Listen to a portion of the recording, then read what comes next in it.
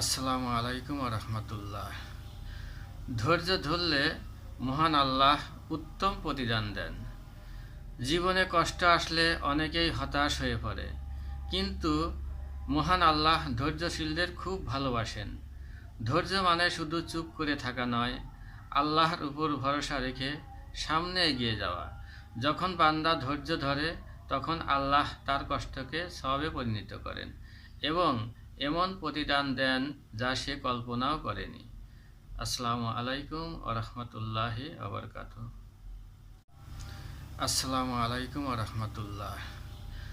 ধৈর্য ধরলে মহান আল্লাহ উত্তম প্রতিদান দেন। জীবনে কষ্ট আসলে অনেকেই হতাশ হয়ে পড়ে, কিন্তু মহান আল্লাহ ধৈর্যশীলদের খুব ভালোবাসেন।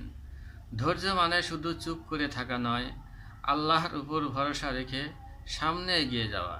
যখন বান্দা ধৈর্য ধরে, তখন আল্লাহ তার কষ্টকে সওয়াবে পরিণত করেন এবং এমন প্রতিদান দেন যা সে কল্পনাও করেনি।